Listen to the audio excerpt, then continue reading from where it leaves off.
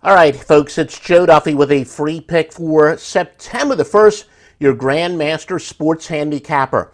You know what? I got to have some news and notes in a moment. By the way, I do have two winners for Thursday night, two premium bets, a side and a total in college football. Plus, I actually have a Major League Baseball run line as well at offshoreinsiders.com. I'm going to give you a free pick for tonight. I like Penn State minus the 3.5 at Purdue.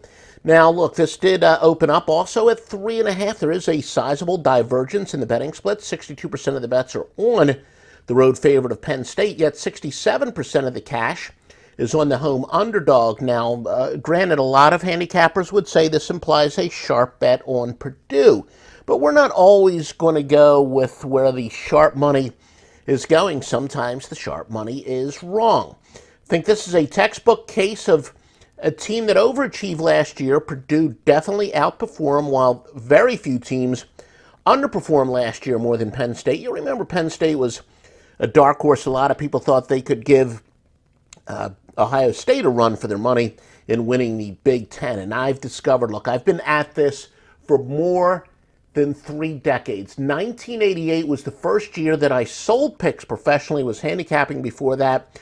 And one of the best ways to handicap sports is you go with an underachieving team the previous year or under an overachieving team the previous year. This really applies in both college football and basketball, professional sports as well, but really college sports. And this is a textbook case of a matchup of both of these teams. Now, the Nittany Lions do have a year under their belt under Mike Yuritich, who is a Cal U, a PA grad, by the way. I do expect a sizable improvement on the offensive side of the ball from Penn State. Yeah, you know, returning starters can be a little bit overrated. Purdue does have the edge there at 16-10.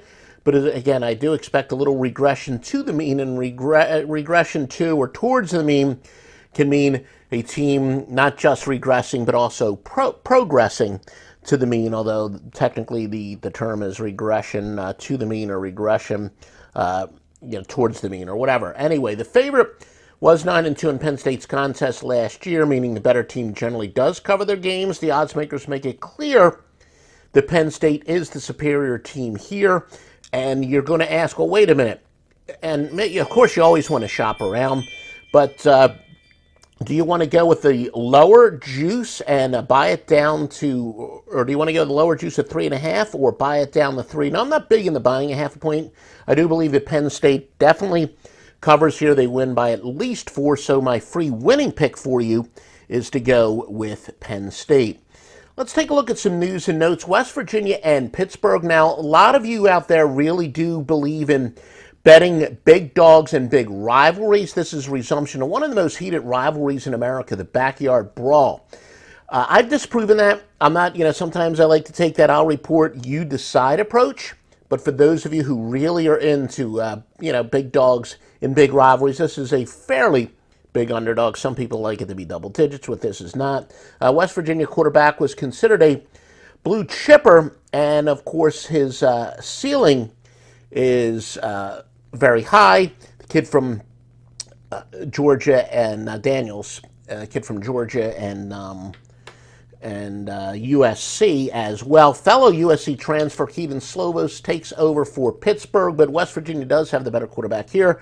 Remember, Pittsburgh is losing serious talent on offense, led by their star quarterback, Kenny Pickett. Pickett is one of the best quarterbacks there. And again, I know they've had a guy who's in the NFL Hall of Fame. I didn't say necessarily the absolute best quarterback, but Pickett was very versatile. He's going to be very tough to replace. The Panthers with a new offensive coordinator and offense. Ball State and Tennessee, the Vols' second year in a high-tempo offense. They should adjust. Points are going to be pretty easy to come by. Ball State, though, breaking in a new quarterback. Ball State is 18-6, though, against the spread, the Power 6 teams.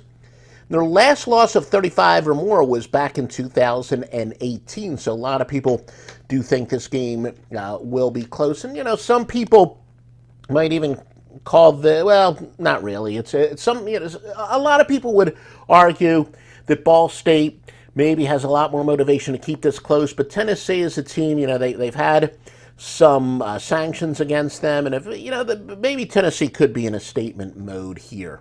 So I don't think there's any really intangible advantage.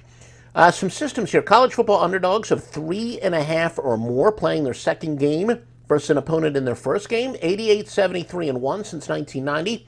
This will favor this week UTEP, Wyoming, Utah State, and North Texas. Meanwhile, college football underdogs in their first game of the year versus an opponent playing their second game are 159, 122, and 6 since 2008. This will favor Appalachian State, Texas State, and Ohio this week. Please, if you like this information, I ask you to share it, like, comment, and most importantly, subscribe if you're watching this on YouTube. We send this out to a bunch of different places, or if you're listening to it on the podcast, subscribe there. We appreciate your support. Make sure you do follow us on Twitter at Offshore Insider. Again, note the website is Offshore Insiders with an S, but no S because of the character limitations on Twitter at just Offshore Insider. But please add the S when you visit our website,